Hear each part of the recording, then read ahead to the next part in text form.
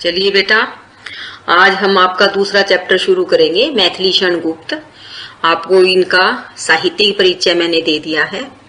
आप इसे पढ़ेंगे और याद करेंगे। मैथिली क्षण गुप्त को राष्ट्र कवि की उपाधि से अलंकृत किया गया है। उनकी ज्यादातर कविताओं में राष्ट्रभक्ति और प्रकृति के प्रति प्रेम आपको दिखाई देता है। इनको प्रकृति के सुकुमार कवि भी कहा जाता है। बहुत सी रचनाएं इनकी बड़ी प्रसिद्ध हुई हैं। उनमें से साकेत एक है जो राम जी के जीवन चरित्र पर आधारित है और इस रचना के माध्यम से उन्होंने लक्ष्मण की पत्नी उर्मिला को मान सम्मान दिया है, जिसे ज्यादातर कवि अक्सर भूलते आए थे। अब जो कविता हम पढ़ेंगे बेटा, यह कविता आप इसके प्रसंग में भी देख सकते हैं। मैथिली क्षण गुप्त जी की ही भारत भारती करके एक बड़ी रचना है, महाकाव्य है, और उसका एक छोटा सा खंड है अतीत खंड। आपकी कविता का शीर्षक क्या है बेटा? अतीत खंड। इसको हम पढ़ेंगे। इस कविता के माध्यम से कवि ने भारत के अतीत का गौरवगान किया है कि हमारा भारत देश कैसा था और अब कैसा हो गया है। इसे पढ़कर हम तुलना करें, हमारा गौरव कितना गौरवान्वित था, हम कितने महान थे, हमारा देश, हमारे देशवासी। भारत देश ने किस तरह से पूरे विश्व को ज्ञान की राह दिखाई है, विज्ञान की राह दिखाई है। आइए अब हम पढ़ते हैं भारत भारती का अतीत खंड। इसमें इन्होंने क्या किया है? देश के अतीत का गौरवगान किया है। पहली पंक्ति, शैशव दशा में देश प्राय जिस समय सब व्याप्त थे, निशेष विषयों में तभी हम प्रौढ़ता को प्राप्त थे। इसमें दो दशाएं बताई गई हैं। शैशव का अर्थ बाल्यावस्था। बाल्यावस्था का अर्थ क्या होता है बेटा? शुरुआती समय, शुरुआती काल। और प्रौढ़ता का अर्थ क्या होता है? मैच्योर अवस्था। कि जिस बाकी विश्व के बाकी सारे देश शैशव अर्थात विकास करने की जब उन्होंने शुरुआत की थी, जिस समय सभी व्याप्त थे, उस समय सभी विश्वों में हम भारतीय प्रौढ़ता को प्राप्त थे, अर्थात ज्ञान की चरम सीमा पर हम मौजूद थे। संसार को पहले हमी ने ज्ञान शिक्षा दान की, आचार की, व्यापार की, व्यवहार की और विज्ञान की। कि संसार को हमी ने अर्थ क्या है? हम भारतवासियों ने ही ज्ञान की शिक्षा दान की है, प्रदान की है। आचार का अर्थ क्या होता है बेटा? आपसी व्यवहार, आचरण जिसको आप कहते हैं।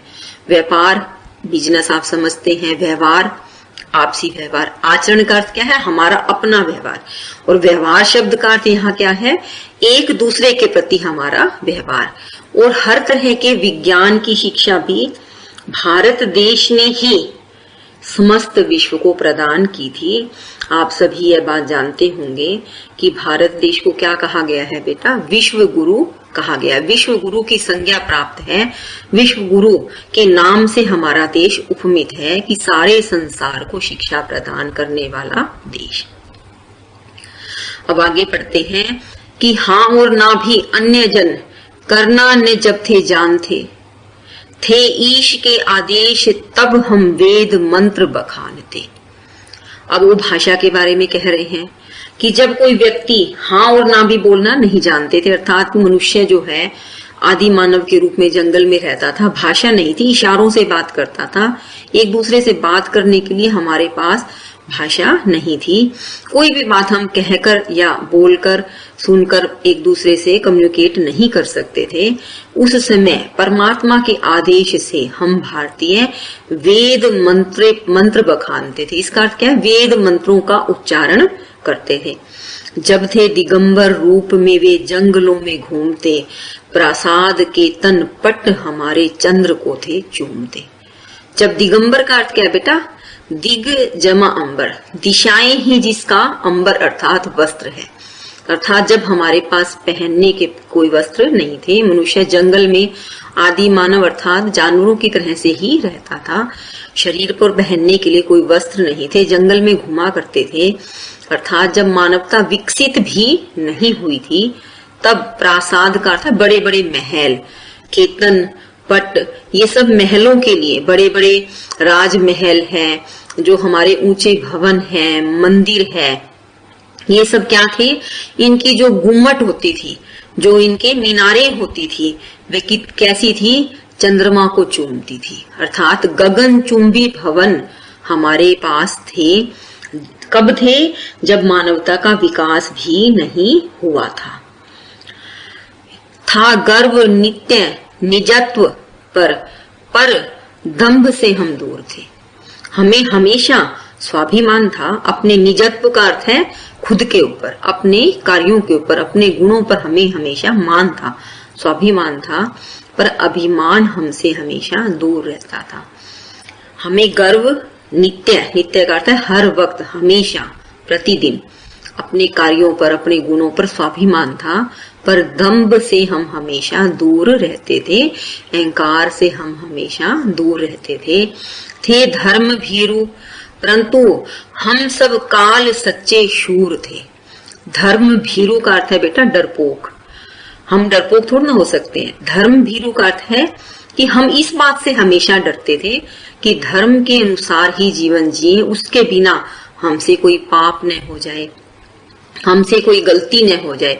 धर्म भीरु का अर्थ है कि कुछ भूल न हो जाए। हम धर्म से, ईश्वर से, परमात्मा से डरते थे कि कहीं कोई गलती न करे। वैसे हम कैसे थे? काल सच्चे शूर थे। काल को भी परास्त हराने के लिए हमारे अंदर शूरवीरता थी। हम काल के सामने भी डरते नहीं थे। सब लोक सुख हम भोगते थे बांधवों के साथ में, पर पारलौकिक सिद्धि भी रखते सदा थे हाथ में। यद्यपि हमारे पास सुखों की कोई कमी नहीं थी, न ही सुख के साधनों की कोई कमी थी, हम अपने बंधु बांधवों के साथ। देखिए बेटा, इसमें ये बताया गया कि हम अकेले सुखों का भोग नहीं करते थे। बंधु बांधव का अर्थ क्या है? जो हमारा परिवार है, रिश्तेदार है, आसपास के लोग हैं, समाज है, उन सबको साथ लेकर के हम सुख का उपभोग करते थे। हमारे पास संसार के सारे सुख मौजूद थे। फिर भी, पर का अर्थ है फिर भी, परंतु हम पारलौकिक, अपनी आध्यात्मिक सिद्धि को हमेशा अपने हाथ में रखते थे। कवि क्या कहना चाहता है कि हम जो भी कार्य संसार में रहकर करते थे, अपना फर्ज, अपना कर्तव्य समझकर करते थे, पर मुख्य जो मनुष्य का कार्य है, ईश्वर की प्राप्ति, हम हमेशा उसकी तरफ ही ध्यान रखा करते थे। अब पढ़ेंगे, यद्यपि सदा परमार्थ ही में स्वार्थ थे हम जानते मानते, पर कर्म से फल कामना करना न थे हम जानते। परमार्थ का अर्थ क्या बेटा? दूसरों का भला करना। यद्यपि का अर्थ है कि हम हमेशा, सदा का अर्थ है हमेशा, परोपकार में ही अपने स्वार्थ को मानते थे। अर्थात हमें मन में एक ही स्वार्थ रहता था कि हम दूसरों का भला कर सके, दूसरों के लिए अच्छा कर सके, पर कर्म के फल कामना करना ने हम जानते। कर्म के फल की कामना करना हम नहीं जानते थे। इसका अर्थ क्या है कि अगर हम दूसरों का भला कर रहे हैं, दूसरों के लिए अच्छा कर रहे हैं, परोपकार कर रहे हैं, तो उसमें दिखावा नहीं था। हम किसी फल की कामना नहीं करते थे। हम कर्म को अपने कर्म के लिए ही किया करते थे। हमारे अंदर फल की कामना करने की भावना मौजूद नहीं थी। विख्यात जीवन व्रत हमारा लोक हित एकांत था। आत्मा अमर है, देह नश्वर, यह अटल सिद्धांत था। विख्यात का अर्थ है कि जीवन का यह व्रत सारे संसार में विख्यात है, कि सिर्फ लोक हित ही जो है, एकांत का अर्थ है हमारा एक ही लक्ष्य होता था कि संसार का कल्याण करना और जीवन का कल्याण करना। हम सिर्फ यह ही जानते थे कि लोक कल्याण, लोक कामना, लोक मंगल की भावना ही हमारे अंदर मौजूद थी। हमें यह बात अच्छे से पता थी कि आत्मा अमर है और देह नश्वर, अर्थात यह शरीर नश्वर है। यह अटल सिद्धांत हम जानते थे। अर्थात दूसरों के लिए अपने जीवन को कुर्बान कर देते वक्त भी हमें इस बात का भान है कि अगर शरीर नाश हो भी जाए तो कोई फर्क नहीं पड़ता, क्योंकि यह शरीर तो नाशवान ही है। हमारी आत्मा अमर है और उसका कोई कुछ भी बिगाड़ नहीं सकता। हम दूसरों के दुख को थे दुख अपना मानते, हम मानते कैसे नहीं जब ये सदा थे जानते। हम हमेशा पराये दुख को अपना दुख मानते थे। यह मनुष्य का बहुत बड़ा गुण है जिसका नाम कहा गया है पर दुख कातरता। पर दुख कातरता शब्द का अर्थ है बेटा दूसरे के दुख को देखकर आप कातर हो जाते हैं। कातर का अर्थ क्या है? आप परेशान हो जाते हैं, द्रवीभूत हो जाते हैं, आप उसके दुख को दूर करने का प्रयास करते हैं। आपको जिस तरह से अपने दुख से कोई दुख होता है उससे ज्यादा दूसरे के दुख को देखकर दुखी हो जाना ही पर दुख कातरता है। और कवि कहता है कि यह भावना हमारे अंदर पूरी तरह से मौजूद थी। हम मानते कैसे नहीं जब ये सदा थे जानते। और कवि क्या कहता है कि हम भारतीय इस बात को क्यों न माने कि दूसरे के दुख को अपना मानना चाहिए, दूसरे के सुख को भी अपना मानना चाहिए, अर्थात दूसरों के सुख दुख में अपना साथ देना चाहिए। यह बात हम क्यों न मानते? क्योंकि हमें यह बात अच्छे से पता थी, तो हमें यह बात माननी ही थी। कवि के कहने का अर्थ क्या है कि पर दुख कातरता, परोपकार आदि जैसे गुण हमारे अंदर मौजूद होने ही थे, क्योंकि यह बात हमें पता थी कि जो ईश करता है हमारा दूसरों का है वही, है कर्म भिन्न परंतु सब में तत्व समता हो रही। लेखक ने पूरी कविता का सार लिख दिया। जो भारतीयों का मुख्य गुण है कि जो ईश, जिस परमात्मा ने, कर्ता का अर्थ है करने वाला, जो जिस परमात्मा ने हमारा निर्माण किया है, जो परमात्मा हमारा सब कुछ कर रहा है, दूसरों का भी वही कर रहा है। हम सबके कर्म भिन्न भिन्न है, कार्य भिन्न भिन्न है, पर हम एक सभी 5 तत्वों से ही मिलकर बने हैं। तत्व समता हो रही। प्रत्येक प्राणी 5 तत्वों से मिलकर ही बना है। हमारे में मुख्य समानता यही है कि हम सबका निर्माण परमात्मा ने किया है। चाहे मैं खुद अकेला हूँ, चाहे पूरा संसार है, सबको ईश्वर ने बनाया है। सबके कर्म अलग अलग हैं, भाग्य के अनुसार, अपने कर्मों के अनुसार, पर सब में तत्वों की समता है। समता का अर्थ है बराबरी है। सभी एक जैसे तत्वों से बने हैं। ये 5 तत्व होते हैं बेटा, पृथ्वी, जल, अग्नि, आकाश और वायु। कभी कभार छोटा प्रश्न पूछा जाता है और आपको 5 तत्वों के बारे में पता होना चाहिए। 5 तत्व जिनसे हमारा शरीर बना है, ये संसार बना है, पृथ्वी, जल, अग्नि, आकाश और वायु, ये 5 तत्व हैं। अब कहते हैं कि संयम नियम पूर्वक प्रथम बल और विद्या प्राप्त की, होकर ग्रही फिर लोक की कर्तव्य रीति व्याप्त की। कि पहले हमने पूरे संयम और नियम से प्रथम बल और विद्या, मतलब हमने शक्ति की भी, अस्त्र शस्त्र की भी, संसार की भी, सभी प्रकार की विद्याएं प्राप्त की। इसका अर्थ क्या है बेटा कि जब बालक को गुरुकुल में भेजा जाता था तो वह पूरी तरह से गुरु के अधीन रहकर पूरे नियम से, संयम से हर तरह की शिक्षा प्राप्त करता था।